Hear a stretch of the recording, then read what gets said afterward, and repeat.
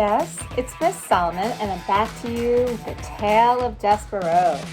Today, we're going to begin with Chapter 25, A Vicious Circle. Okay.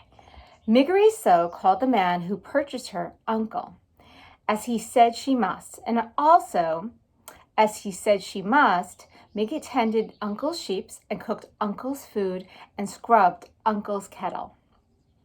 She did all of this without a word of thanks or praise from the man himself. It's as if she's a slave, don't you think?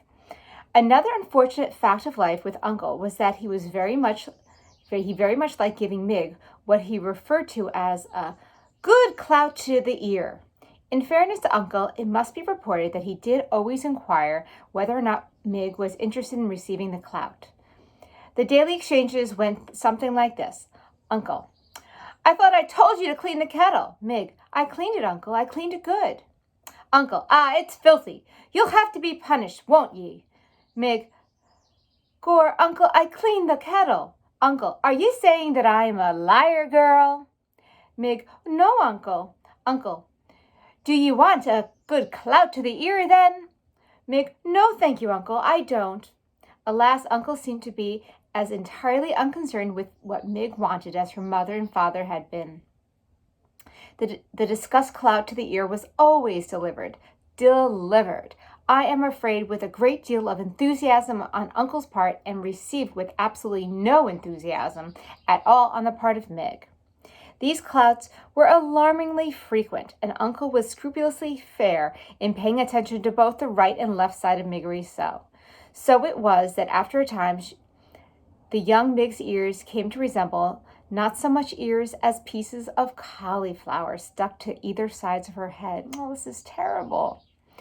And they became about as useful to her as pieces of cauliflower.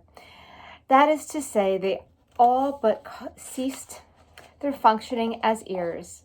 Words for Mig lost their sharp edges, and then they lost their edges altogether and became blurry, blankety things that she had a great deal of trouble making any sense of at all. The less Mig heard, the less she understood. The less she understood, the more things she did wrong, and the more things she did wrong, the more clouts to the ear she received, and the less she heard. That is what is known as a vicious cycle. And Miggery was right in the center of it, which is not, reader, where anybody would want to be. But then, as you know, what Miggery wanted had never been much of a concern to anyone. And now we're on to Chapter 26, Royalty. When Mig turned 7 years old, there was no cake, no celebration, no singing, no present, no acknowledgement of her birthday at all, other than Mig saying, Uncle, today I am 7 years old. And Uncle saying in return, Did I ask you how old you were today? Get out of my face before I give you a good clout to the ear. A few hours after receiving her birthday clout to the ear, Mig was out in the field with Uncle's sheep when she saw something glittering and glowing on the horizon. She thought for a moment that it was the sun. But she turned and saw that the sun was in the west, where it should be, sinking to join the earth. This thing that shone so brightly was something else. Mig stood in the field and shaded her eyes with her left hand and watched the brilliant light draw closer and closer and closer, until it revealed itself to be King Philip and his Queen Rosemary and their daughter, the young Princess P. The royal family was surrounded by knights in shining armor and horses in shining armor. And atop of each member of the royal family's head there was a golden crown, and they were all, the king and the queen and the Princess P, dressed in the robes decorated with jewels and sequins that glittered and glowed and captured the light of the setting sun and reflected it back. Gore, breathed Mig. The Princess P was riding on a white horse that picked up its legs very high and set them down daintily. The P saw Meg standing and staring, and she raised a hand to her. Hello, the Princess P called out merrily. Hello, and she waved her hand again. Mig did not wave back. Instead, she stood and watched. And here's the illustration. Gore, breathed Mig, as she watched the royal family pass. She stood and watched, open-mouthed, as the perfect, beautiful family passed her by. "Papa," called the princess to the king, "what is wrong with the girl? She will not wave to me." "Never mind," said the king. "It is of no consequence, my dear." "But I am a princess, and I wave to her. She should wave back." Meg, for her part, continued to stare. Looking at the royal family had awakened some deep and slumbering need in her. It was as if a small candle had been lit in her interior, sparked to life by the brilliance of the king and queen and the princess. For the first time in her life, reader, Meg hoped. And hope is like love, a ridiculous, wonderful, powerful thing. Meg tried to name this strange emotion. She put a hand up to touch one of her aching ears, and she realized that the feeling she was experiencing, the hope blooming inside of her, felt exactly the opposite of the good clout.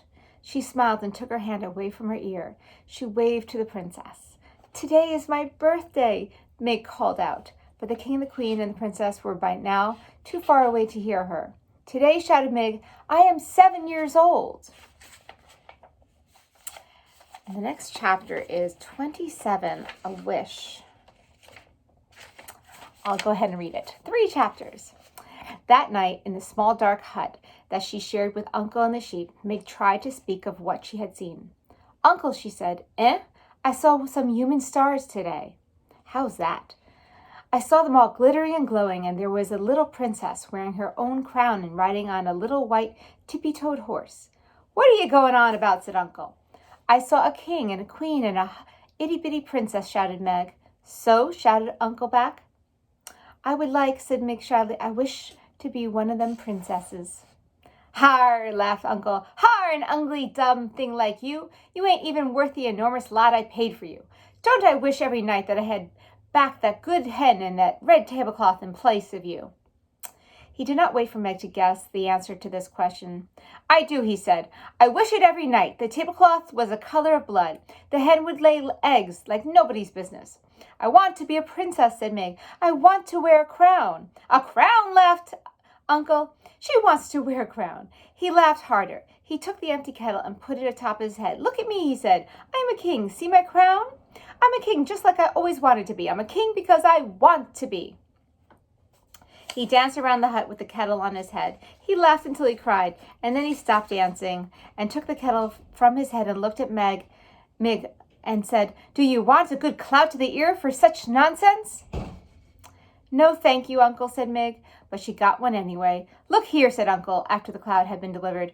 "We will hear no more talk of princesses. Besides, whoever asked you what you wanted to be in this world, girl?" The answer to that question, reader, as you well know, was absolutely no one. And tomorrow I will read chapter 28, To the Castle. Bye, 3JS.